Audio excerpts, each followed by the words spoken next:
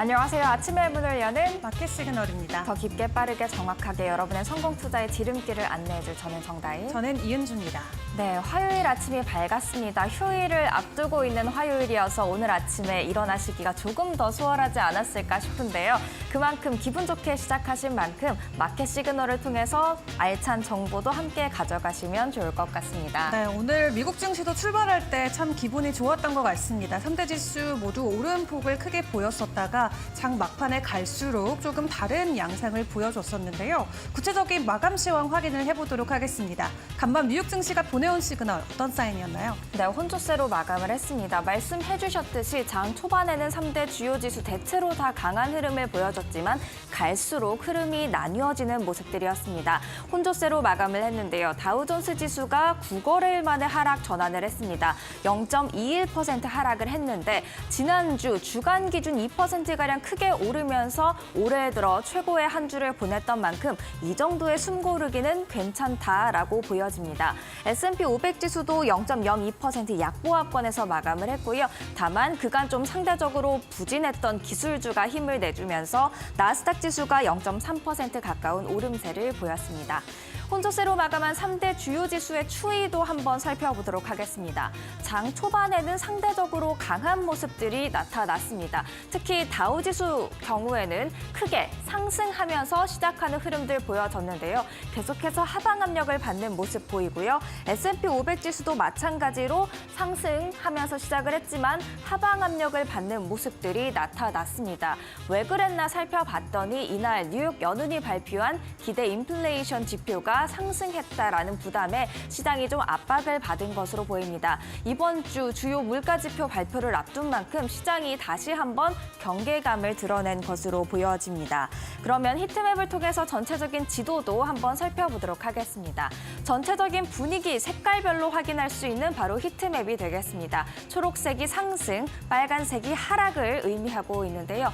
보시면 서학개미 분들이 가장 좋아하는 매그니피센트 7, M7 같은 경우에는 등락이 엇갈리는 모습들이었습니다. 시가총액 1위 기업이죠. 마이크로소프트 0.25% 하락세를 보였고요. 애플은 1.76% 강세였습니다. 전거래일 하락했다가 반등에 성공한 것으로 보여지는데요. 이 토니 사코나기 번스타인 애널리스트가 아이폰 교체 수요 그리고 AI 훈풍에 올라타면서 애플의 주가가 최대 주당 123달러까지 오를 수 있다는 낙관적인 전망을 제시했습니다. 최근 애플도 AI 관련해서 계속해서 주목을 받고 있는데요. 6월 세계 개발자 회의에서 이 기대감을 충족시켜 줄 만한 AI 전략이 나올지 지켜보셔야겠습니다. 계속해서 엔비디아 0.58% 소폭 오름세를 보였는데요. 제프리스가 목표 주가를 1,200달러로 상향 조정했다는 뉴스가 오늘 나왔습니다. 그리고 인텔 보시면 옆에 2% 이상의 오름세를 보였죠. 글로벌 대체 투자 운용사 아폴로 글로벌 매니지먼트와 아일랜드 공장 건설을 위한 자금 110억 달러, 우리 돈으로 약 15조 원이 넘는 이 지원금에 대한 협상 중이라고 월스트리트저널이 보도를 하면서 주가 상승 흐름이 나타났습니다.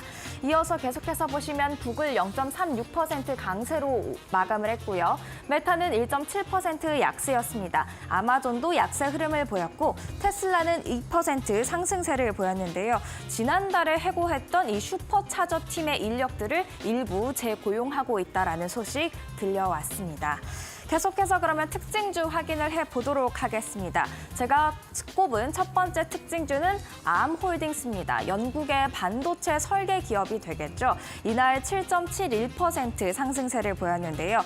내년에 첫 인공지능 반도체를 출시할 것이란 니케이 보도에 주가 상승세를 탔습니다. 갈수록 치열해지고 있는 게 바로 이 인공지능 반도체 업계인데요. 엔비디아가 시장 점유율을 계속해서 독점해 나갈 수 있을지 체크해 보셔야겠습니다. 이어서 두 번째 특징주 월그린스부츠 얼라이언스입니다. 좀 낯설 수 있는 기업인데 미국의 대형 약국 체인점이 되겠습니다. 지난 2월 6년 만에 다우지수 편입 종목에서 퇴출이 되면서 좀 자존심을 구겼던 종목인데요. 88억 달러 규모의 영국의 부츠 약국 체인의 인수자를 찾고 있다라는 보도가 나오면서 주가 상승으로 반응을 했습니다. 5.41% 오름세였습니다. 마지막으로 함께 볼 특징주 바로 밈 주식이 되겠습니다. 바로 이 사진 한 장 때문에 이렇게 주가 급등세가 나타났습니다. 밈 주식이란 입소문을 타고 개인 투자자들의 인기를 얻은 종목들을 의미하는데요. 이 팬데믹 기간 중에 게임스탑에 대한 분석을 올리면서 주목을 받았던 밈 주식 열풍을 일으켰던 이 인물 중 하나인 포효하는 야옹이 로링키티가 이 3년 만에 게시물을 다시 올리면서 밈 주식이 부활하는 모습들을 나타냈습니다. 처음으로 3년 만에 올린 게시물이 바로 이 사진 한 장이었습니다. 마치 게임에 몰두하고 있는 듯한 모습이 나타난 이 사진 한 장에 밈 주식 다시 주목을 받고 있는데요. 대표적인 밈 주식이죠. 게임스탑 무려 74.4% 폭등세를 보였고요. 거래량도 매우 많아졌습니다. 시간을 거래에서도 계속해서 상승세 이어가고 있고요. 또 다른 대표적인 밈 주식인 AMC 엔터테인먼트도 70% 이상의 급등세로 정규 거래 마쳤습니다. 또 다른 밈 주식이죠. 레딧과 로빈후드도 모두 오름세를 보였습니다. 계속해서 그러면 이날 시장에 영향을 미친 지표도 체크를 해보도록 하겠습니다. 시장에 영향을 미친 지표로는 뉴욕 연은의 기대 인플레이션 지표가 있었습니다. 지난주에도 미시간대가 발표한 자료에 따르면 소비자들의 기대 인플레이션이 올랐었죠. 미시간대의 1년 기대 인플레 3.5%로 6개월 내 최고치를 기록했었는데요. 이날은 뉴욕 연은이 설문한 결과가 발표가 됐는데 1년 기대 인플레이션이 3.3%로 올해 들어서 처음으로 오름세를 보이는 모습들이었습니다. 또 5년 기대 인플레이션도 전달에는 2.6%를 기록했었는데 다시금 2.8% 오르는 모습을 보여주면서 기대 인플레이션이 생각보다 쉽게 사그라들지 않는다. 1년 후에도 5년 후에도 인플레이션이 좀 유지가 될 것 같다라는 전망이 나오자 시장이 물가 지표 발표를 앞두고 좀 압박을 받은 게 아닌가라는 생각이 들고 있습니다. 그럼에도 불구하고 이 모건 스탠리는 인플레이션 둔화에 좀 자신감을 보이는 듯한 모습들이었는데요. 수석 글로벌 경제학자의 코멘트 함께 같이 보실까요? 수요일 발표, 그러니까 CPI 발표가 첫 번째 금리 인하 시점을 결정하는 데 중요하겠지만 올해 인플레이션이 둔화 추세에 접어들 것이란 자신감이 있다. 이 연준이 금리 인하를 할지를 질문하기보다 언제 할지를 질문해야 한다라는 코멘트를 달았습니다.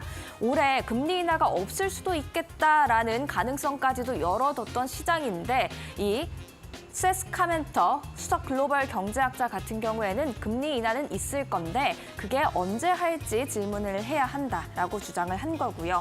또 모건 스탠리 전체적인 입장을 보면 올해 하반기부터 디스인플레이션이 빠르게 나타날 것으로 전망을 하고 있고요. 첫 금리 인하 시점으로는 9월을 바라보고 있습니다. 그리고 11월, 12월까지 총 3번의 금리 인하를 예상한다라고 밝혔습니다. 시장과는 조금 다른 분위기죠. 시장은 어떻게 생각을 하고 있는지 함께 살펴보도록 하겠습니다. 미국의 기준금리 경로 전망을 알려주는 패드워치의 자료가 되겠습니다. 보시면 위에 있는 숫자들이 기준금리 밴드가 되겠고요. 그리고 여기 있는 날짜들이 FOMC 날짜가 되겠습니다.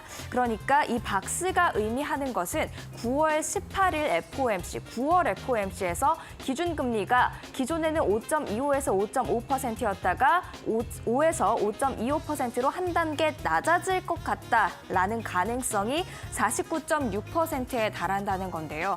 원래 같으면 이 가능성 높긴 했지만 그래도 50%에 육박한 수준은 아니었습니다. 하지만 시장 갈수록 9월을 첫 금리 인하 시점으로 보고 있고요. 다만 모건 스탠리가 올해 금리 인하 3번을 예상했다면 시장 같은 경우에는 단 한 번만 예상하고 있다는 것을 확인할 수가 있었습니다.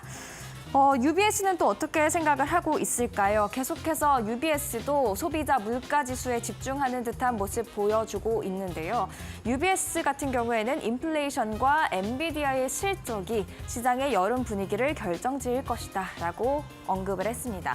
인플레이션 같은 경우에는 이번 주 현지 시간 14일, 15일 이틀에 걸쳐서 생산자 물가지수, 소비자 물가지수가 나올 예정이고요. 엔비디아는 5월 22일 현지 시간 기준 실적을 발표할 예정이죠.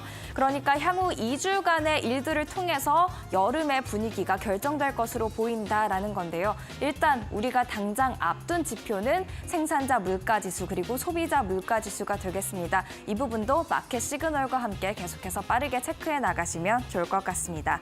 자, 그럼 이제 국제유가 체크를 해보도록 하겠습니다. 국제유가는 중국의 수요가 확대될 것으로 기대된다라는 분위기가 형성이 되면서 상승 마감했습니다. 1.1% 오르면서 배럴당 79달러 선에 거래를 마쳤고요. 금값 같은 경우에는 1.4% 내림세로 돌아서는 모습이었습니다. 이렇게 뉴욕 증시 월요일장 마무리 지어보도록 하겠습니다. 이어서 월가의 전략가를 만날 시간이죠. 월요일장 어떻게 분석을 했을까요? 함께 들어보시죠.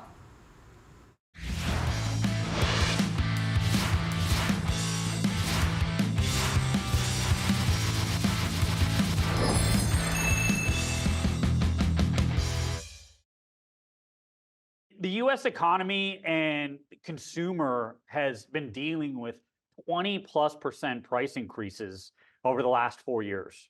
Inflation's gotten down to 3 handle, but it's going to be incredibly difficult to get to the Fed's magic number, which is 2%. So we're looking at 3, potentially 4% annualized inflation to come out on Wednesday, and the Fed to have a really difficult time trying to lower interest rates this year. So we could see a prolonging, a higher for longer for at least the next 12, if not 24 months.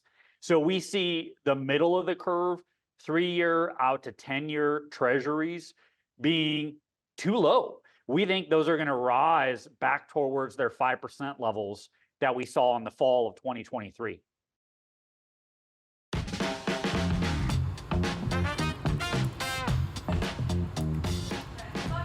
글로벌 주요 이슈들 함께 확인해보는 머스트 노우 5 시간이었습니다.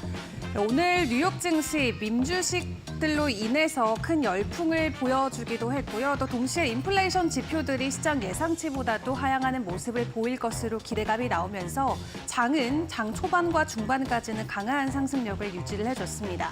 다만 마무리 부근께는 조금 힘이 빠지는 모습들이 있었는데 오늘 우리 국내 증시 출발하기 전에 함께 확인해볼 주요 이슈들은 어떤 것들이 있을지 함께 확인해보도록 하겠습니다. 첫 번째로는 이 밈코인과 관련된 밈주식과 관련된 부분 먼저 확인을 해보셔야 될 것 같습니다. 2021년 월가를 강타했었던 밈주식 열풍의 주인공이 다시 활동을 재개했습니다. 로어링 키티라는 닉네임으로 활동하는 키스길이 3년 만에 X를 통해서 해당 사진을 게재했는데요. 이 그림은 2021년 여름 이후 처음 올린 사진으로 커뮤니티는 그가 다시 활동을 재개할 것으로 기대감을 보여주고 있습니다. 이 그림을 보시면 의자에서 한 남성이 앞으로 몸을 치우치는 모습을 확인해 볼 수 있는데요. 한마디로 시장에 다시 집중하겠다라는 의미로 커뮤니티는 분석을 하면서 다시 한번 공매도와 관련된 이슈가 재부각되기도 했습니다. 3년 전 미국 시장에서 개미들의 반란을 이끌었던 대장개미의 재출현이 오늘 뉴욕 증시를 뜨겁게 달구면서 주가 연쇄 상승 효과를 불러일으켰습니다. 밈주식의 시초격이라고 할 수 있는 게임스탑의 주가가 장중 100% 넘게 오르면서 엄청난 변동성을 연출했고요. 이에 장중 서킷 브레이커가 수차례 발동되기도 했습니다. 이들 주가가 폭등할 별다른 펀더멘털 호재가 없었음에도 불구하고 오늘 관련주들의 주가는 장중에 폭등하는 모습을 보였고요. 또 게임스탑 주가 폭등 사건의 인큐베이터 역할을 했던 레딧이나 또 소액 투자자들에게 인기가 있는 거래 플랫폼 로빈후드까지 주가가 껑충 튀는 모습을 보였습니다. 하지만 이를 놓고 CNBC는 앞으로 레딧과 로빈후드가 개인 투자들의 활동이 활발해지면 추가적인 수혜를 받을 가능성이 높다라고 설명하기도 했는데요. 이 밈주 열풍이 얼마나 갈지는 모르지만 이 열풍 자개가 주식시장에 보탬이 되지 못할 것이라는 우려감도 동시에 나오고 있습니다. 게임스탑 장중에는 70% 넘게 올랐고 장 마무리 이후 시간외 거래에서도 추가 상승하는 모습을 보여주기도 했습니다. 이어서 다음 소식 확인을 해보도록 하겠습니다. 최근 AI 반도체가 약간은 과열 논란이 일으면서 주가가 주춤하는 모습을 보였는데요. 그럼에도 불구하고 월가에서는 관련 반도체주들의 목표 주가를 일제히 상향 조정하면서 여전히 긍정적인 전망치 의견을 유지해 주기도 했습니다. 먼저 HSBC가 이 엔비디아와 관련된 목표 주가를 상향 조정을 했는데요. 수익 잠재력이 여전히 있기 때문에 더 높이 평가되어져야 된다라고 이야기를 전해왔습니다. 현재 목표 주가는 900달러 선이지만 추가적으로 1,300달러로 상향 조정을 했고요. 지금 가격 대비해서도 50%가 넘는 상승 여력을 가지고 있다라는 분석을 내놓았습니다. 엔비디아가 지금까지 강한 주가 상승에도 불구하고 내년에도 월가는 여전히 엔비디아의 수익에 놀랄 것이다라고 HSBC 분석가가 주장을 했고요. 일단 오는 22일에 실적을 발표하게 되는데 엔비디아가 4월까지의 회계 분기는 매출액이 35조 원을 넘었을 것으로 HSBC는 예상을 하고 있습니다. 이는 시장 컨센보다도 더 높은 수치인 것으로 확인해 볼 수 있고요. 또 주당 손익 추정치 같은 경우도 현재 패트색 컨센서스인 31달러보다도 45% 높을 것으로 전망이 되고 있습니다. 현재 엔비디아를 담당하고 있는 60명의 분석가 가운데 53명은 낙관적으로 입장을 보여주고 있고요. 7명은 중립, 그리고 약세 의견은 단 한 명도 없을 정도로 전문가들은 모두 긍정적인 입장을 엔비디아를 향해 보여주고 있습니다. 이 반도체에 대한 긍정적인 의견은 HSBC뿐만 아니라 바클레이즈도 동일하게 내놓았는데요. 이번에는 마이크론 주식에 대한 긍정적인 전망을 공유했습니다. 마이크론 주가 목표를 기존보다 25달러 상향 조정해서 145달러까지 설정을 했고요. 오늘 종가 대비해서도 20%의 상승 여력을 나타내는 수치로 확인해 보실 수 있겠습니다. 또 바클레이즈 분석가는 인공지능을 구동하는 하드웨어에 대한 수요 증가로 메모리 시장의 구조적 개선이 이루어지고 있다고 보면서 마이크론 주식이 과거에 유지되었던 거래 범위의 상한선을 넘어설 수 있을 것으로 내다봤는데요. 일단 오늘 마이크론 장중에 추가적으로 1.5% 정도 상승으로 마무리를 지었고요. 엔비디아 같은 경우도 0.5% 상승 흐름을 보였습니다. 엔비디아나 마이크론 모두 지난 1년 동안 큰 폭의 상승 흐름을 보였는데 이 구간이 정체 구간이 아닌 추가적인 상승 여력이 충분히 남아있다라는 평가 월가를 통해서 확인해 볼 수 있었습니다. 그리고 또 간밤에 이슈가 됐던 부분은 바로 오픈 AI와 관련된 챗 GPT가 되겠습니다. 어제 머스노우5 시간에서도 전해드렸었는데요. 오늘 라이브 스트리밍을 통해 오픈 AI가 새로운 버전의 GPT를 공개를 했습니다. 이제 챗 GPT에게 입이 생겼습니다. 듣고 말하고 보고 모든 능력들이 향상된 새로운 버전 출시를 했는데 이번에 새로 출시된 버전은 GPT-4.5로 이름을 가지고 있습니다. 여기에 오는 모든 어디에서나 혹은 어디에나라는 뜻을 가진 옴니를 의미한다라고 하고요. 오픈 AI 최고 기술 책임자는 이 GPT-4.5의 반응 속도가 빠르고 텍스트와 시각, 또 오디오 전반에 걸쳐 인식 기능을 개선했다고 전했습니다. 또 인간과 기계 간의 상호작용의 미래에 있어서 이번 업데이트가 매우 중요한 일이라고 전하기도 했는데요. 기존 챗 GPT에도 텍스트를 음성으로 변환하는 기능을 제공했지만 GPT-4.5는 이를 더욱 강화해서 사용자의 말에 즉각적으로 반응하면서 마치 실제 사람처럼 실시간으로 대화를 할 수 있다고 합니다. 실제로 이날 데모에서 GPT-4.5는 사용자의 목소리에 담긴 감정이나 숨소리를 인식해서 반응하는 모습을 보였고요. 자신도 다양한 감정을 담아 여러 톤으로 대답을 생성하는 모습을 보여주기도 했습니다. 그리고 여기에는 50개가 넘는 언어에 대한 향상된 능력도 갖췄기 때문에 실시간 통역까지도 가능한 상황이라고 합니다.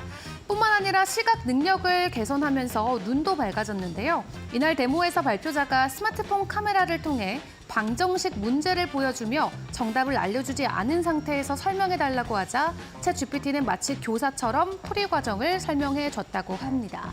갈수록 놀라운 기능을 보여주고 있는 챗 GPT-4 새로 공개가 됐는데 일단은 무료로 일반 사용자들에게도 공개가 된다라고 하고요. 다만 유료 사용자들에 한해서 5배가 많은 사용량을 제공할 예정이라고 합니다. 오늘부터 적용이 됐다라고 하니까 시청자분들도 한번 사용해 보시면 좋을 것 같습니다. 이어서 테슬라 소식 확인을 해보도록 하겠습니다. 테슬라가 미국 안에서 판매되고 있는 모델 Y에 대한 금리를 인하했습니다. 0.99%까지 내리면서 사실상 시장 금리보다도 더 낮은 수준의 모델 Y를 구매할 수 있는 조치안이 나왔는데요. 이러한 소식으로 오전장의 테슬라 주가는 3%까지 급등하기도 했습니다. 할부금리 인하는 잠재적으로 테슬라 구매자들에게는 유리하기 때문에 판매 증대 효과가 있을 것으로 기대가 됩니다. 한편으로 테슬라가 시장보다 낮은 금리에 따른 비용을 지불해야 하기 때문에 일반적으로 자동차 제조업체가 이렇게 비정상적으로 낮은 금리를 제공하는 경우는 사실상 가격 인하로도 풀이를 해볼 수 있겠습니다. 올해 가격 인하 조치에도 불구하고 테슬라의 판매 증대 효과가 거의 나타나지 않았었는데요. 1분기 같은 경우도 9% 정도 판매량이 감소하기도 했었죠. 이번에 미국 안에서 모델 Y의 할부 금리를 인하하는 이런 조치안이 추가적으로 테슬라의 판매량을 증가시켜줄 수 있을지 체크를 해보셔야겠습니다. 일단 올해 들어서 테슬라의 주가는 30% 정도 하락하는 모습을 보였는데요. 오늘 장 후반까지 테슬라는 주가 탄력을 유지해주면서 2% 오름세로 마무리를 지었습니다. 마지막으로 암호화폐 시장도 함께 확인을 해보시죠. 앞서서 확인해봤던 로빈후드, 레딧 혹은 AMC 또 게임스탑의 주가가 일제히 오르면서 암호화폐 시장 안에 있는 밈코인들 또한 큰 폭의 상승을 보여주기도 했습니다. AMC 토큰 같은 경우는 1000% 이상 오름세를 보였고요. 사실상 이 게임스탑과는 큰 관련은 없지만 티커명이나 로고가 비슷한 코인들이 일제히 오름세를 보이면서 500%가 넘는 상승 기조를 이어갔다고 합니다. 주식이 오를 때 추가적으로 10배 넘는 상승을 보였던 코인들이 간밤 대거 출현을 했는데요. 이 상승 기조가 단기적으로 마무리가 될지 지속적으로 이어질지 이 부분도 체크해 보시는 게 좋겠습니다. 지금까지 머스노우 5 시간이었습니다.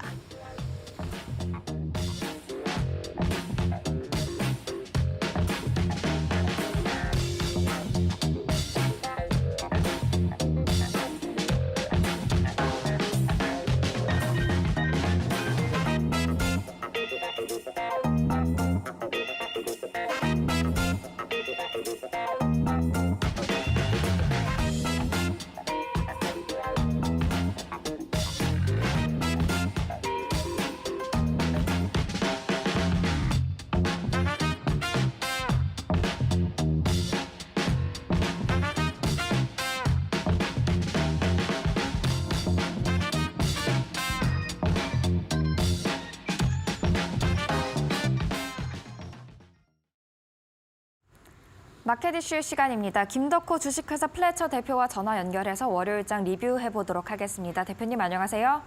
네, 반갑습니다. 네, 월요일장 또다시 혼조세로 마감을 했습니다. 주요 물가지표 발표를 앞두고 있는 만큼 시장이 관망세, 혼조세를 이어가는 것 당연하다라는 생각이 드는데요. 월요일장 어떻게 보셨나요?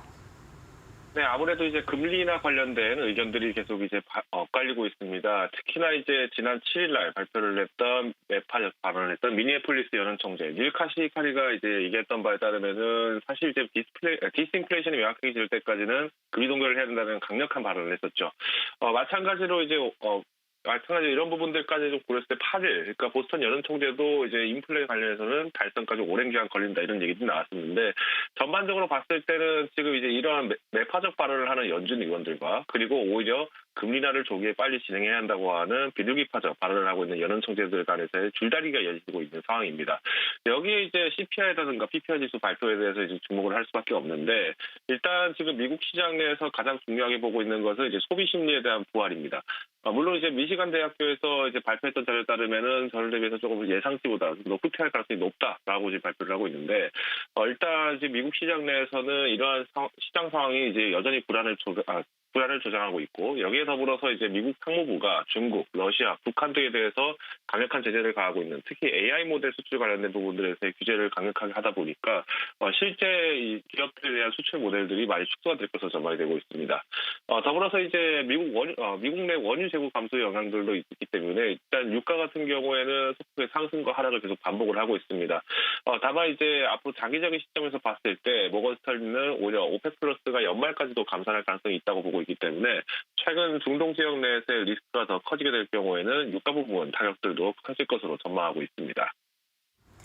네, 계속해서 미국에서 집중해야 될 이슈 점검을 해보면 좋을 것 같은데요. 당연히 이제 이번 주 발표가 될 예정인 물가 지표에도 시장이 주목을 하고 있지만 이 외에도 저희가 또 주목을 해야 될 이슈가 있을까요? 네, 우선 이제 CPI 같은 경우에도 최근에 이제 영향을 받고 있는 것이 이제 중국제 저가 상품들에 대한 경쟁력으로 인해서 미국 내 기업들의 타격들이 커진다는 점을 지적을 많이 하고 있습니다. 여기에 이제 미국 상무부는 오히려 이제 중국에 대한 반도체 수출을 규제를 하기 시작하면서 뭐 인텔을 비롯해서 하위 제품 납품을 이제 수출 제한을 이제 하게 되는 형태가 좀 나타났었죠. 더불어서 지금 이제 미국 상무부가 AI 수출 검토도 이제 규제도 검토를 하고 있다는 얘기가 나오다 보니까 이제 사실상 IT 기업들에 대해서 일시적인 조정 여파가 좀 나왔다고 볼 수 있을 것 같습니다.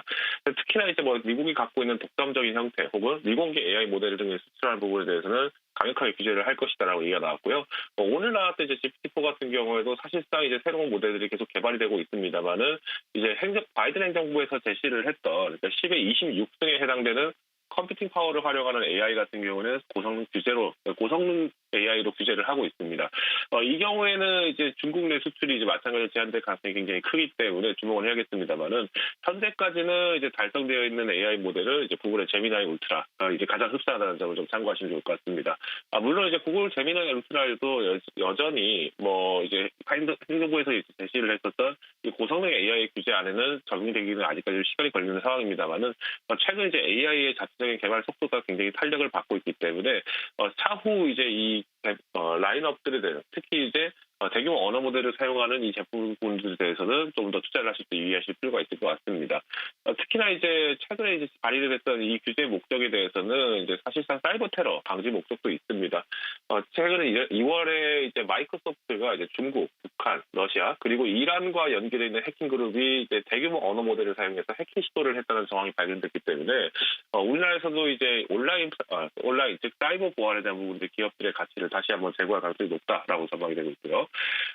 뒤이어서 이제 뭐 로이터 같은 경우에 또 최근에 뭐 마찬가지로 미국 검찰과 또 로이터 통신에 따르면 또 미국 검찰이 또 테슬라 오토파일럿 관련해서 또 사기 혐의까지 수사를 하고 있다고 합니다. 아무래도 이제 지금 테슬라가 지금 적용하고 있는 게 슈퍼컴퓨터 도저의 이제 능력을 활용을 해서 이제 오토파일럿 즉 완전 자율주행 부분들을 계속 이제 강화를 하고 있는데. 현재 이제 적용하고 있는 이 AI 모델들이 이제 사실상 완벽하지 않다. 즉 이제 소비자와 투자자들에게도 이제 정확한 기반 여부가 되고 있기 때문에 이 부분들을 조사할 가능성이 크다라고 지금 저희되고 있습니다. 물론 이제 테슬라 같은 경우에는 오늘 장주에서 소폭의 상승을 했습니다. 특히나 이제 전일 하락폭이 좀 컸기 때문에 오히려 이제 반발세가 나타나고 있는 것은 사실입니다만은 여전히 우리가 AI 관련주들 오늘 조금 소폭의 조정 예상 전망을 하고 있습니다. 애플이 이제 3월 중국 내 아이폰 판매량이 12% 이상 상승을 하기 시작을 했고요. 여기에 더불어서 이제 가격 인하 효과가 계속 지금 부각이 되고 있습니다. 최근에 이제 저가 모델에 대한 경쟁력 강화를 하기 위해서 미국 내 기업들도 가격 인하 정책들을 지금 공격적으로 하고 있습니다. 뭐 앞서 소개했던 테슬라 같은 경우에도 완전 자율주행 구독 서비스를 반값으로 처분을 한 바 있는데 이처럼 이제 미국 기업들도 최근 들어서는 이제 가격 인하 조정을 하고 있기 때문에 우리가 뭐 애플 그리고 테슬라와 관련돼 있는 기업들에 대해서 매출을 잡고 있는 기업이라면은 제품에 대한 이제 가격 협상 진행했을 가능성이 굉장히 높습니다. 때문에 이제 영업이익 마진율에 대한 부분들에 좀 의욕을 좀 잡고 있기 때문에 투자하실 때 이제 목표가를 좀 하향 조정하는 부분들도 어느 정도 필요하다는 점 참고하시면 좋을 것 같고요. 마지막으로 이제 최근 AI 모델에 대한 부분들 서비스는 계속 이제 강화가 되고 있습니다. 일단 메타 같은 경우에도 생成AI 관련돼서 광고 서비스를 계속 제공을 하고 있는데 일단 마케팅 업체들 입장에서는 아무래도 이 오픈 소스를 활용해서 작성할 수 있는 들이 넓어진다는 강점이 있고요. 구글도 마찬가지로 AI 모델 알파폴드 3를 이제 공개를 하게 됐는데 이 신약 개발 쪽에 이제 가속화될 가능성이 이제 높은 것으로 확인되고 있습니다. 특히나 이제 단백질 구조 예측을 위해서 이제 만들어진 모델인 만큼 이제 기존의 생물학 연구보다도 훨씬 더 획기적인 발전을 있을 것으로 전망이 되고 있는데 이 알파폴드 같은 경우에도 이제 사실 1,000억 불 이상 가치가 있다라고 지금 판정이 되고 있죠. 때문에 이제 기존 모델보다는 오히려 이제 좀 강점이라고 할 수 있는 게 인체 내 단백질 구조 예측을 넘어서면서 오히려 이제 생물학적 분야에 대해서 형태를 상호정환까지 예측할 수 있다는 것이 특징입니다. 이처럼 이제 오늘 시장에서는 그동안 이제 AI 모델들이 사실 어제 시장에서 뚜렷한 방향성을 보이지 못하고 오히려 시장 전반적인 이제 분위기를 살피는 모습이었다라면은 오늘은 이제 전체적으로 이제 섹터별로 순환매가 다시 한번 주요 기술주들을 중심으로 상승한 여부를 주목하시면 좋을 것 같습니다. 네, 이렇게 미국 증시에 주목해야 될 이슈까지 점검을 해봤습니다. 지금까지 김덕호 주식회사 플래처 대표였습니다. 말씀 감사합니다. 감사합니다.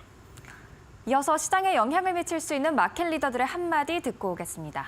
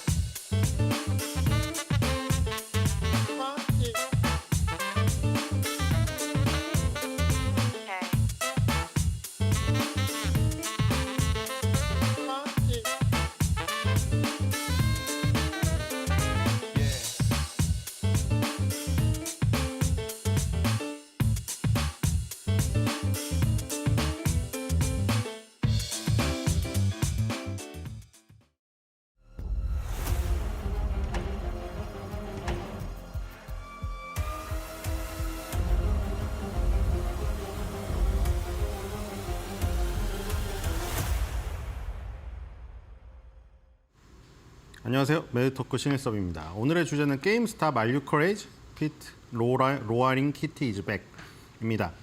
자, 어저께 게임스탑을 비롯하여 밈 주식이 대급등을 하면서 미국 주식을 하시는 서학개미 분들도 마찬가지입니다. 엔비디아만 좋아하는 게 아니라 이러한 주식을 엄청나게 좋아해요. 왜냐하면 조금의 돈으로 엄청난 미국은 상한가가 없기 때문에 그냥 이론상으로는 하루에 15,000, 2만%도 먹을 수가 있는 거예요. 0.1달러짜리가 1,000달러가 갈 수도 있죠. 대박의 꿈. 어디나 똑같습니다. 어떻게 끝났는지는 지금 확인이 안 됐는데 중간에 캡처한 건데 일단 윗꼬리가 많이 달린 것으로 지금 나오는데요. 위클리로 보면은 지금 밑바닥에서 정말 가만히 있던 주식이 급등을 한 것을 볼 수가 있겠죠. 그리고 월봉으로 봐도 마찬가지입니다. 몇 년 만이죠? 2021년에서 2024년 3년 만에. 자, 근데 느닷없이 이런 게 상승하자 초반에 별 해석이 다 있었습니다. 엔비디아를 비롯하여 테슬라, 우리 서학개미 분들의 그 매수 상위 5위 안에 드는 종목들이죠. 그런 종목들이 힘을 잃고 약간 지지부진하자 우리나라도 그렇죠. 그러면 이제 중소형 테마주들이 움직이잖아요. 그런 것이다. 근데 알고 보니 뒤에 배경이 많이 있었습니다. 그렇죠? 그런 배경들 알아보도록 하겠습니다. 예, 75%가량 올랐네요. 네. 네. 엄청 크네요. 네. 자, 이제 다음으로 넘어가면서 보도록 하겠습니다. 자, 로어링 키티의 밈 주식, 밈 코인이죠. 밈 코인이면은 800%가 올랐습니다. 자, 차트를 보면은 정말 대단하죠. 자, 옛날에 도지코인이라는 그 앨런 머스크의 코인이 급등한 적이 있었는데요. 자, 말도 안 되는 장대 양봉이 뽑아져 나오고 있습니다. 자, 0.0달러짜리 이런 거 사가지고 1달러 되면 얼마예요? 하루아침에 벼락부자 되겠죠? 맘처럼 쉽지는 않다는 거. 여기에 용기 있게 실을 수 있는 사람이 얼마나 되겠어요? 사이버머니가 아닌데. 자, 어쨌든 그래도 이런 거 좋아하시는 분이 계시니까요. 그렇죠? 워낙에 용감하시잖아요. 코인 투자하시는 분들. 자, 그래서 다음을 보겠습니다. 자, 로어링 키티입니다. 자, 헬로키티만 있는 줄 알았지만 로어링 키티가 있죠. 자, 바로 배경이 이거였습니다. 아까 물론 그런 거 배경이 적용됐을 수도 있죠. 주도주가 조금 안 움직이니까 중성주가 움직였다. 근데 뭔가 기폭제가 있었을 텐데 뭐가 있었을까 막 의견이 분분한 가운데 나왔어요. 그쵸? 아까 전에 주식도 보면 2021년 이후에 3년 만에 움직였잖아요. 이분이 3년 만에 글을 올렸어요. 이분이 누굽니까? 이 사람이 결국 개미들의 어떤 왕이 된 거잖아요. 그동안 마치 우리가 민희진 사태에서 보듯이, 그쵸? 맨날 숨죽여서 굉장히 학대를 받을 정도의 그 울분을 2천억을 가진 여자가 그걸 터트려 버리니까 대리만족하듯이 이것도 똑같은 거 아닙니까 지금? 울분을 터트려 개인 투자자들이 항상 무슨 뭐 정부, 기관 미국은 외국인이 없겠죠, 사실. 우리나라는 외국인이 있으니까 외국인 투자들이 미국 사람들은 외국인 투자자보다 본인이 외국인이니까 외국인이 아니겠죠. 거기는 뭐라고 나올지 모르겠는데 어쨌든 간에 그런 불만을 엄청나게 많이 갖고 있잖아요. 로런 키티가 그걸 터트려 준 거죠. 그때 2021년에 울분을 맨날 뭐 우리나라도 미국도 똑같아요. 우리나라도 맨날 그러잖아요. 뭐 기관이 보고서를 내면은 쟤네 팔려고 내놓는 거니 그리고 뭐 뉴스에 나오면은 저거 언론이 뉴스에 꼭지점에 해놓고 우리 개인 투자자 물먹이느니 그런 심리가 지배적인 상태잖아요. 그거를 한 번은 무너뜨리고 싶은 그런 심정이 개인 투자자들에게는 엄청나게 많아요. 왜냐하면 개인 투자자들은 정말 피투성이가 다 되어 있기 때문에 그런 어떤 공감대를 가지고 어떤 저기 대장으로 나서가지고 한 방 매겼던 그 분이죠.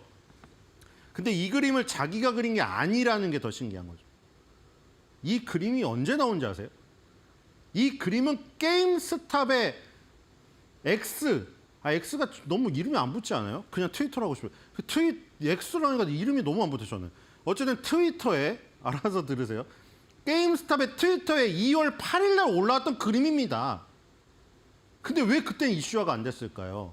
게임스탑 혼자는 힘이 없어요. 게임스탑은 뭐 하는 회사입니까? 우리 초등학교 때 병아리 사보셨어요? 초등학교 앞에서? 아줌마들이 병아리 팔고 있는데 옆에 그때 제가 초등학생이니까 커 보였지 지금으로 따지면 한 20살이나 됐을까? 그 게임팩을 파는 청년이 있었어요. 게임팩을. 그리고 집에 있는 페미콘 팩 같은 거 갖고 가면은 또 비슷한 걸로 바꿔주던가 아니면은 좀 웃돈을 주면 더 좋은 신형팩으로 바꿔줬어요. 그 청년이. 근데 게임스탑이 그런 플랫폼이에요. 예를 들어 내가 팩을 가져가면은 거기서 매입을 해줘요. 그리고 그거를 필요한 사람한테 더 비싸게 팔아요. 그런 회사거든요. 그 게임스탑이 별 뭐가 없잖아요. 그런 사업 모델이 지금 먹히겠어요? 지금 게임을 다 어디서 봤나요?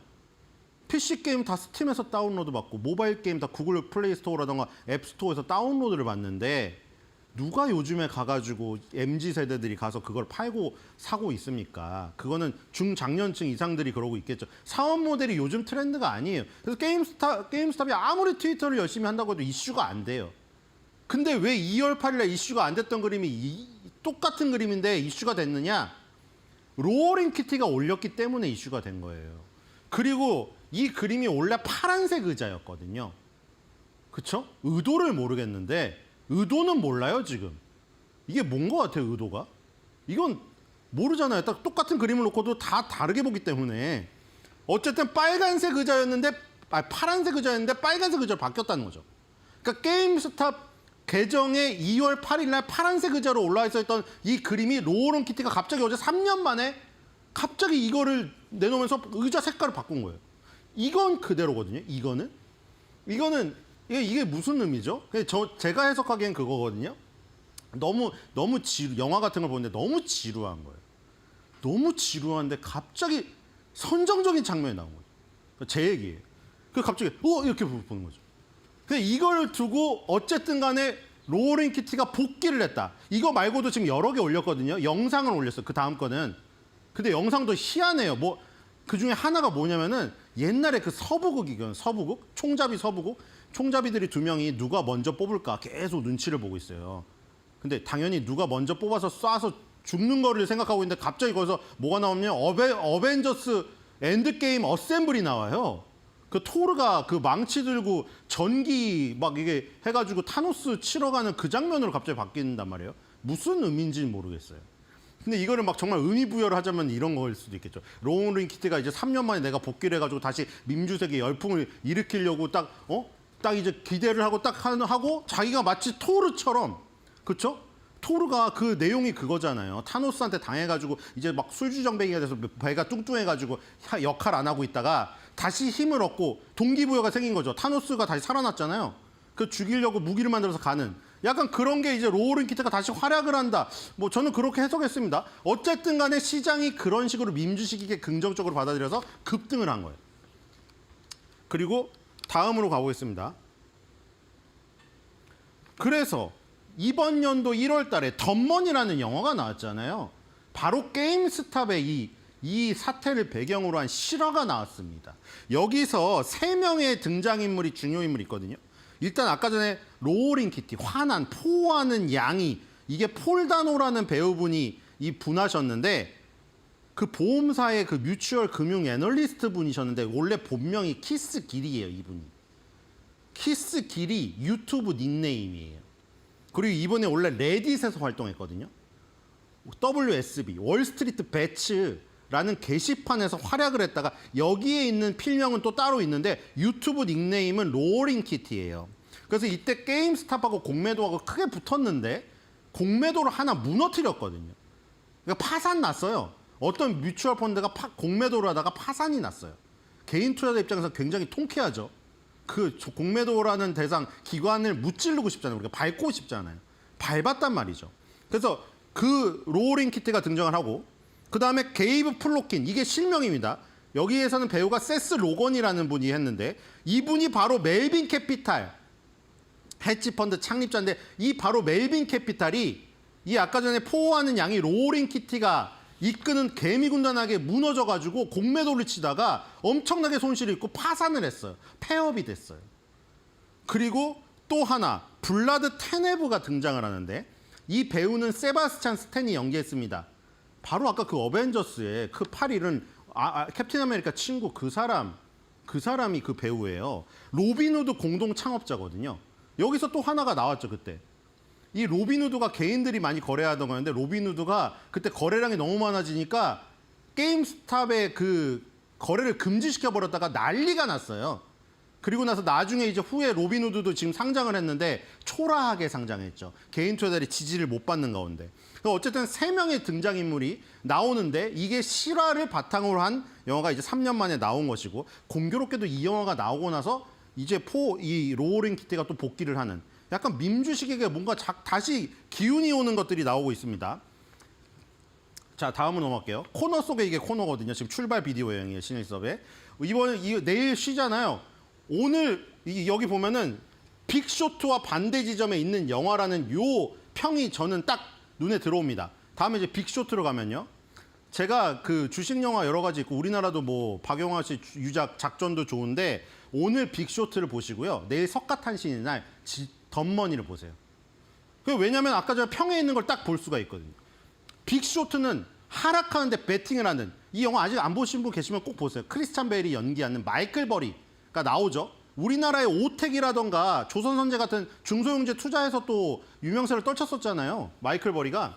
근데 이 크리스찬 베일이 연기를 했는데 그 금융위기 그 당시에 급락하기 전에 요 빅쇼트를 맞춰서 큰 돈을 벌어서 유명세를 친 사람이에요. 그러니까 공매도로 떼돈을 번 거죠. 근데 덤머니는 반대로 공매도를 한번 이겨서 통쾌한 맛을 본 극과 극의 어떤 그런 알고리즘을 익힐 수 있는 영화입니다. 그렇기 때문에 주식을 하시는 분, 주식에 관심 있으신 분 꼭 보시면 좋을 것 같고요. 근데 희한한 건 또 다음을 보시면은 이 빅쇼트 공매도로 돈을 많이 번 마이클 버리가 게임스탑 사태 때는 게임스탑을 미리 선침해서 돈을 또 많이 벌었다는 굉장히 재밌는 것이죠. 그리고 로어링 캐리랑 마이클 벨이랑 서로 얘기를 했습니다. 방송에서. 이게 게임스탑 그 사태가 일어났을 때 단 4일, 5일 만에 일어났던 극적인 변화들인데 150달러를 돌파하기 시작했다가 눌린 다음에 여기서 급등하는 모습이 나오죠. 여기서 앨런 머스크가 요즘에도 그렇죠. 테슬라 공매도에 시달리고 있잖아요. 공매도 제일 많잖아요. 테슬라가. 지금 여기서 게임 스ton크라고 트위터에 올립니다. 스톤크. 게임 대폭격. 게임스탑 대폭격하라. 이게 왜 그러냐. 앨런 머스크가 약간 좀 엉뚱해서 그럴 수도 있는데 앨런 머스크는 공매도를 제일 싫어하는 사람이에요. 그 울분이 있기 때문에 자기가 참여를 못하지만 블러핑을 불 수가 있는 능력 위치에 있잖아요. 그래서 완전히 급등을 합니다. 너무 급등을 하니까 거래소에서 거래를 제한을 했어요. 그러다가 로빈후드, 여기 로빈후드가 다시 풀어요. 아까 로빈후드에서 거래 정지를 덤머니에도 나온다고 했잖아요. 거래 제한을 했다가 난리가 나서 거래를 풀자마자 또 급등을 합니다. 이게 5일 만에 일어났던 엄청난 사건들이거든요. 여기 이걸 빼놓고요. 아까 중요 인물 제가 3명 말했잖아요. 중요 인물, 덤머니의 중요 인물. 여기서 맨 밑에서 레딧하고 유튜브에서 포효하는 양이가 이걸 이끈 다음에 공매도 세력이 들어왔는데 그게 바로 멜빈 캐피탈인데 멜빈 캐피탈이 파산이 났고 이 등장인물 2명에다가 이 로빈후드의 CEO도 등장한다고 했죠. 여기서 딱 3명의 등장인물이 이 5일간의 이 뜨거웠던 현장에 다 있었던 인물입니다. 그러니까 덤머니 영화를 보면 이게 다 설명이 되는 것이죠. 그리고 앨런 머스크가 여기 등장하고 여기 마이클 버린 등장은 안 했지만 마이클 버린 또 희한하게 금융위기 때는 빅숏으로 공매도로 떨어지는 거에서 수익을 많이 받는데 여기서는 희한하게 또 게임스탑에 주목을 해서 그렇죠? 왜냐면 그 마이클 버리의 행보를 보면은 빅쇼트로 하락으로 돈을 크게 번 다음에는 중소형주에 투자해서 쏠쏠한 수익을 얻었습니다. 그러니까 우리나라의 그 조그만 우리나라의 오텍, 조선선제 이런 거를 매수하고 있었죠. 지금 다 팔았습니다. 근데 어쨌든 간에 여기서도 게임스탑이라는 중소형주에 주목해서 마이클 버리도 그러니까 둘이 힘을 어떻게 보면 준 거죠. 마이클 버리의 매수와 일론 머스크의 게임스톤코라는 이 언급이 결국에 포하는 양이가 이끌고 가는 개미 군단의 힘을 실어줬다. 이렇게 보시면 될 것 같고요. 그때 썼던 게임스톤코입니다. 앨런 머스크는 저런 능력이 있어요. 딱 몇 자만 써도 어마어마한 돈을 움직일 수 있는. 그리고 앨런 머스크가 얼마나 공매도를 싫어하는가는 이미 여기 다 나와 있습니다. 이게 그거죠. 아니 당신이 집이 없는데 팔 수가 있냐? 차가 없는데 팔 수가 있냐? 근데 주식은 없어도 판다. 캔 여기다 별표를 치웠잖아요. 이게 말이 되냐? 그쵸? 주식은 공매도 빈 공이잖아요. 주식이 없는데 팔아요. 이게 말이 안 된다는 거죠. 앨런 머스크 입장에서. 아니 집이랑 차가 없는데 팔 수가 있냐 이거죠. 집이 있어야 팔고 차가 있어야 파는데 왜 주식은 없는데 파냐? 이게 말이 안 되는 거죠. 주식을 없는데 팔아놓고 나중에 갚는 거죠. 그것 때문에 황당하다는 거죠. 넘어가겠습니다. 그래서 이 포하는 양이가 3년 전에 활동했던 이런 모습들이고 로어링 키티라는 유튜브를 운영하고요. 게임스탑에 대한 내용을 계속해서 어필했었습니다. 다음으로 넘어가면요. 그래서 결국에는 언론사에까지 등장을 해서 이렇게 인터뷰를 하고요. 그 다음으로 넘어가면요. 마이클 버리와의 접점이 나옵니다. 마이클 버리를 아예 유튜브에 썸네일로 박아서 영상을 만들었었죠. 요건 그 당시에 일어났던 것들이고요. 어제 급등했던 것들 중에 바로 다음이 AMC 엔터테인먼트죠. 이 당시에도 똑같았습니다. 게임스타 다음이 AMC였습니다. 어제 결국 두 개가 제일 많이 움직였죠. 그 3년 전의 움직임이 지금 3년 후에도 똑같이 반복되고 있다는 것이고요. 그 다음에 넘어가면요. 그 당시에 공매도가 가장 많았던 것도 게임스탑입니다. 결국 둘이 가장 크게 세게 붙었던 부분이 이 종목이라는 얘기고요. 다음으로 넘어가면요. 예, 실적입니다. 뭐 실적을 자세히 볼 건 없는데 실적이 좋지가 않습니다. 지금 하드웨어, 소프트웨어 이 뭐 세 부분에서 전부 다 줄어들고 있는 상황이고요. 실적은 좋지 않다. 그러니까 그냥 밈으로 움직이는 주식이다. 자, 다음을 보시면요. 네, 그래서 목표 주가가 나왔는데 지금 81.50 다운사이드입니다. 물론 자, 다음으로 넘어가면요. 의견 낸 사람이 한 명이에요. 한 명. 셀 하나. 네, 그렇게 됐습니다. 아무도 취급을 안 하고 있다는 얘기죠. 알 수가 없으니까 예상도 안 한다는 거죠. 자, 그 다음요. 네, 그래서 이 덤머니의 다른 포스터입니다. 네, 이것만 보면 그쵸? 덤머니가 얘기하고 싶은 내용이 그림 하나로 딱 나오고 있죠. 예, 보시면 되겠습니다. 그래서 오늘 빅쇼, 내일 덤머니 꼭 보시면서 연휴를 보내시면 좋을 것 같고요. 오늘의 한 줄 매도평은 그겁니다. 물론 개미 군단이 계속 승리할 수는 없겠죠. 하지만 보여줬다. 불개미 군단이 화나면 말벌집도 집어삼킨다. 명심해라.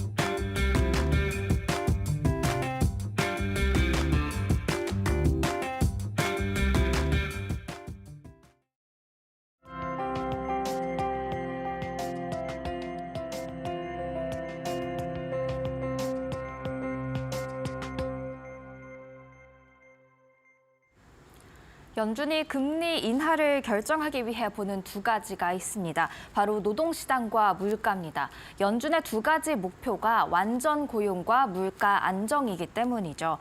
최근 노동시장 지표를 보면 좀 고용 과열이 좀 낮아지고 있다, 식고 있다 이런 시그널이 보이고 있습니다. 그래서 시장이 물가 지표에 더 주목을 하고 있습니다. 물가 지표만 둔화 시그널을 준다면 연준이 금리 인하에 나서기 좀 더 편한 그런 상황이 만들어질 수가 있기 때문이죠.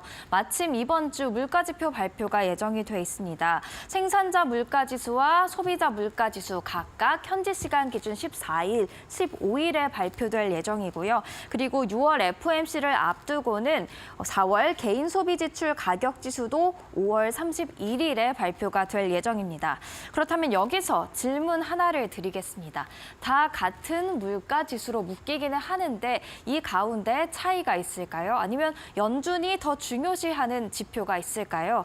사실 다 다른 의미를 가지고 있습니다. 그래서 이 물가 지표가 주는 시그널을 이해하기 위해서 이 물가 지표들에 대해서 오늘은 알아보는 시간 갖도록 하겠습니다. 먼저 제가 정의를 한번 해봤습니다. 생산자 물가 지수란 생산자가 시장에 공급하는 상품과 서비스 가격의 변동을 종합한 지수가 되겠습니다. 생산자 물가 지수가 잘못 나와 있는 것 같은데요. PPI라고도 하죠. 반면 소비자 물가 지수 CPI라고 부르는 건 소비자가 구입하는 상품과 서비스 가격의 변동을 종합한 지수가 되겠습니다. 쉽게 말해서 이 생산자 물가 지수는 생산 원가를 알아볼 수 있는 그런 지수가 되겠습니다. 도매 물가라고도 생각할 수가 있겠고요. 반면 소비자 물가 지수는 우리가 정말 소비할 때의 그 물가를 보여주는 지수가 되겠습니다. 그렇다 보니까 PPI와 CPI의 차이는 좀 극명합니다. 쉽게 나타낼 수가 있죠. PPI, 도매 물가가 먼저 오르고 나면 몇 개월 뒤에 소비자 물가가 오르기 마련입니다. 그래서 흔히들 이 PPI가 CPI의 선행지표다라고도 이야기를 합니다. 도매 물가, 소비자 물가 이렇게 쉽게 이해하시면 되겠고요. 그렇다면 이 개인 소비 지출 PC 가격 지수는 개인이 상품 구매 및 서비스 이용에 지출한 모든 금액을 합친 금액 변동을 종합한 지수. 여기도 소비자가 구입하는 상품 및 서비스, 여기도 개인이 상품 구매 및 서비스 이용에 지출한 모든 금액 비슷한 느낌이 납니다. 과연 이 CPI와 PC 가격 지수의 차이는 어떻게 구분 지을 수 있을까요? 계속해서 알아보도록 하겠습니다. 우리한테는 사실 이 CPI가 더 익숙합니다. 왜냐하면 뉴스 헤드라인에서 더 많이 보이는 지표이기 때문입니다. 그런데 사실 연준이 말하는 인플레이션 목표치 2%는 이 PC 가격 지수를 두고 하는 말입니다. 그래서 그 차이 계속해서 알아보려고 합니다.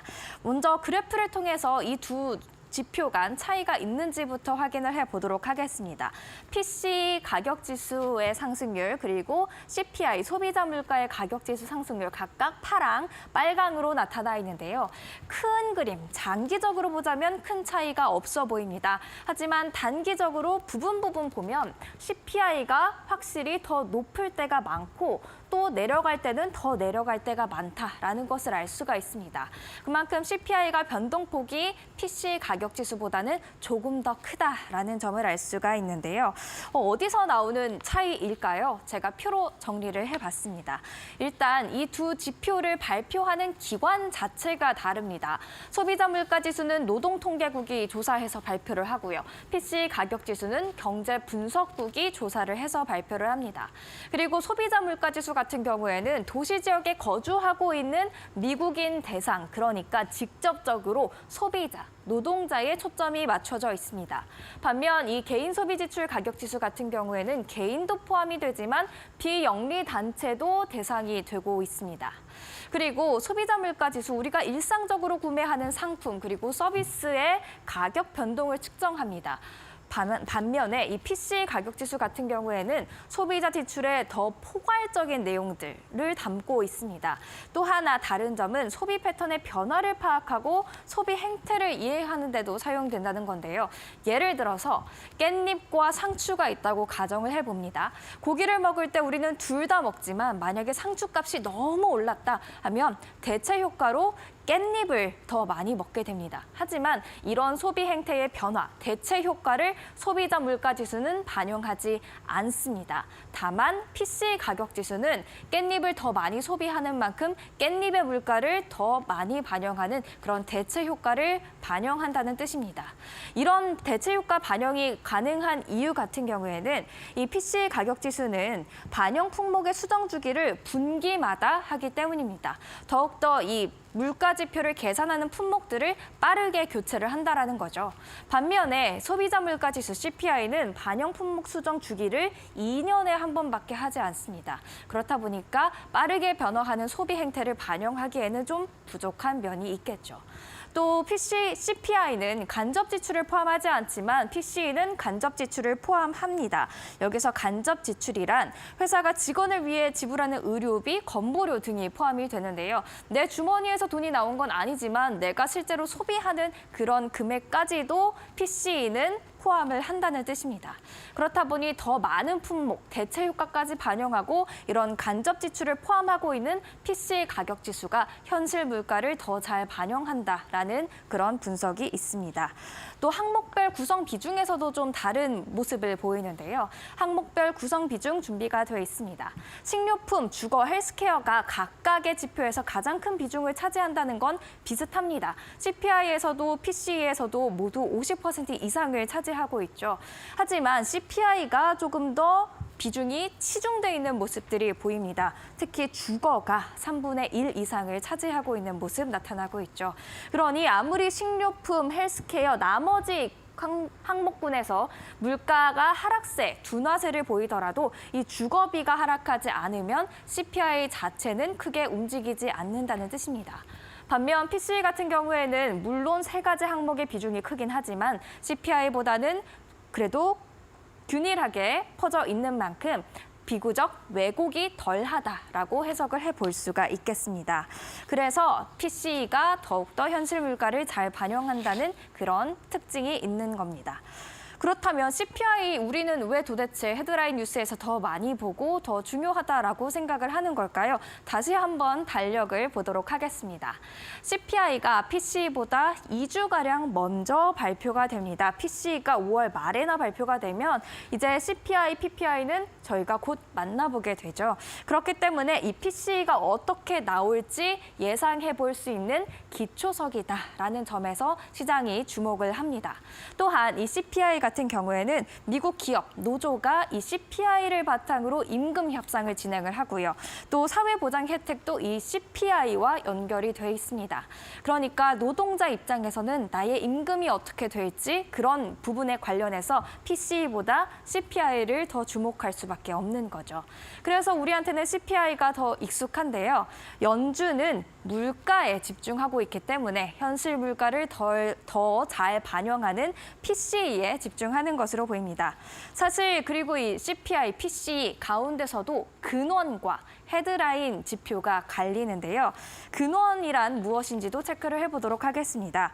근원은 코어, 즉 핵심만 출현했다라는 뜻이 되겠습니다. 가격 변동성이 큰 식품과 에너지를 제외한 지표를 근원 CPI 또는 근원 PC라고 하는데요. 변동성이 큰 항목들을 제외하다 보니까 이렇게 점선처럼 조금 더 변동성이 낮은 모습들을 확인할 수가 있습니다. 그래서 연준이 선호하는 것을 굳이 꼽자면 근원 PC가 되겠습니다. 마지막으로 지금 4월 CPI를 어떻게 전망하고 있는지 정리를 해보면서 마무리 짓도록 하겠습니다. 클리블랜드 연은의 나우캐스트가 집계한 전망치인데요. 이 CPI가 전년 동월 대비 3.5% 상승했을 것으로 예상되고 있고요. 근원 CPI 같은 경우에는 3.65% 상승했을 것으로 전망을 하고 있습니다. 다만 블룸버그와 다우존스 집계로는 1년 전 대비 CPI 상승률이 3.4% 조금 더 낮게 전망치가 나와 있는 상태인데요. 과연 CPI 어떻게 나올까요? 향후 시장 방향을 결정한 중요한 지표이기 때문에 앞으로도 마켓 시그널과 함께 꼭 챙겨가시길 바라겠습니다. 지금까지 사인이었습니다.